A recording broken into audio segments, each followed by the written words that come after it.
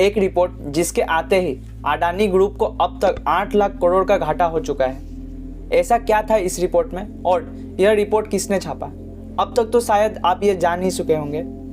अगर नहीं जानते तो हम इसको शॉर्ट में समझाने की कोशिश करेंगे।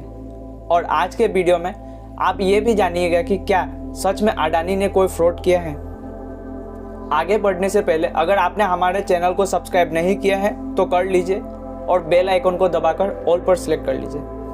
तो बढ़ते हैं आगे। अभी अखबारों की सुर्खियों में जहां देखो वहां आपको अडानी ग्रुप की ही चर्चा दिखाई दे रही होगी। आज से कुछ दिन पहले हिंडनबर्ग नाम की एक इन्वेस्टमेंट रिसर्च एजेंसी जिसने अडानी के ऊपर एक रिपोर्ट प्रकाशित किया है, जिसके वजह से अडानी की संपत्तियों में हजारों करोड़ की गिरावट आई।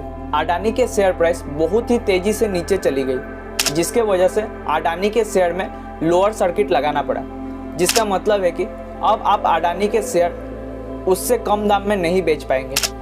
आखिर ऐसा क्या था इस रिपोर्ट में, आइए जानते हैं। हिंडनबर्ग के रिपोर्ट में इसे largest con in corporate history कहा जा रहा है, यानी कि कॉर्पोरेट के इतिहास में सबसे बड़ी चोरी, ऐसा हिंडनबर्ग ने अपने रिपोर्ट में कहा है। हिंडनबर्ग जो कि एक अमेरिकी रिसर्च एजेंसी है, जिसका दावा है कि इसने लगभग 2 सालों तक अडानी ग्रुप पर रिसर्च करके यह रिपोर्ट प्रकाशित की है।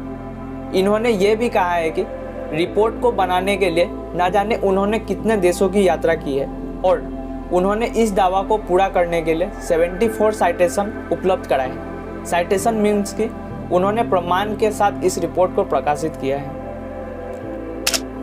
विकिपीडिया में पढ़ी जानकारी के अनुसार इस कंपनी को नाथन एंडरसन नाम के बिजनेसमैन ने शुरू किया था। इनका दावा है कि उनका अनुभव लगभग 10 सालों का है, मगर इस कंपनी की खुद की स्थापना 2017 में हुई थी। हिंडनबर्ग जब भी किसी कंपनी के ऊपर रिपोर्ट प्रकाशित करती है तब उस कंपनी को जबरदस्त लॉस होता है। ऐसे ही उदाहरण है Nikola, Wins finance, genius brands, China metal resources works आदि और भी बहुत सी ऐसी कंपनियां हैं। इन सब कंपनियों को हिंडनबर्ग के रिसर्च के कारण लॉस उठाना पड़ा था। हिंडनबर्ग की रिसर्च को लोग ऐसा मानते हैं कि जिस पर यह कंपनी रिसर्च प्रकाशित कर देती है वो कंपनी या तो लॉस में चली जाती है या फिर ख़त्म हो जाती है, जो कि निकोला के केस में हुआ था। इस कंपनी की एक और ख़ास बात है कि यह कंपनी शॉर्ट सेलिंग के लिए मशहूर है। क्या होता है शॉर्ट सेलिंग? तो इसको ऐसे समझिए कि कंपनी क्या करती है, जब इसको पता होता है कि इस कंपनी का शेयर की वैल्यू अभी ज़्यादा है और आने वाले समय में इसकी वैल्यू कम होने वाली है, तब ये कंपनी किसी ब्रोकर से शेयर उधार में लेती है और उसको बेचकर प्रॉफिट बना लेती है। फिर बाद में शेयर वैल्यू कम होते ही उसको सेटल करके अपना प्रॉफिट बना लेती है। इसको एक एग्जांपल से समझते हैं। मान लीजिए कि मुझे पता है कि किसी XYZ कंपनी के 10 शेयर की वैल्यू अभी 500 रुपये है और आने वाले समय में इसकी वैल्यू कम होकर 300 रुपये हो जाएगी। तब मैं क्या करूँगा, मैं किसी ब्रोकर से 500 के 10 शेयर उधार लूँगा और उसको उसी समय बेचकर 500 रुपये कमा लूँगा। फिर जैसे ही 10 शेयर की प्राइस 300 होती है तब मैं ब्रोकर को 300 रुपये के 10 शेयर दे दूँगा। ऐसे में मुझे 200 रुपये का प्रॉफिट हो जाएगा। इसको तो मैंने बस छोटे से अमाउंट में बताया है।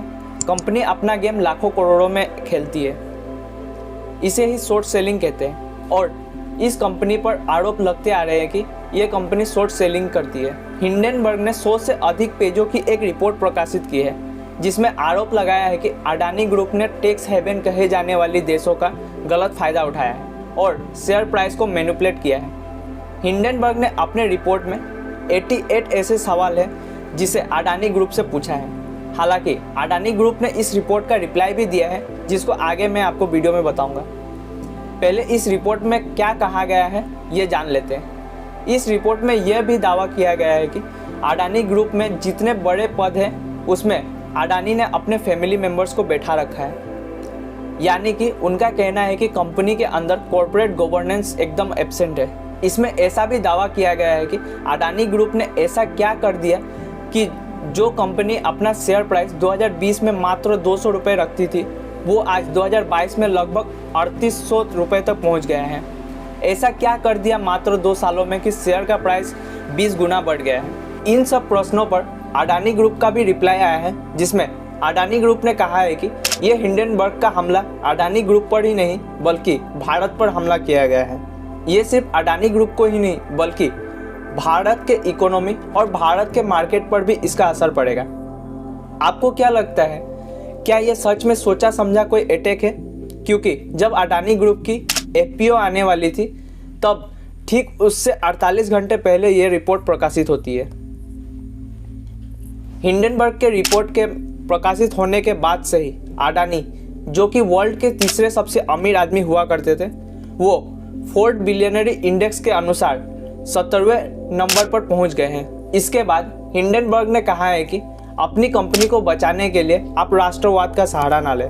हिंडनबर्ग ने 88 सवाल जो कि अडानी ग्रुप से पूछे थे, जिस पर अडानी ने कहा है कि इसमें से 65 सवाल ऐसे हैं जिसका जवाब पब्लिक डोमेन में अवेलेबल है।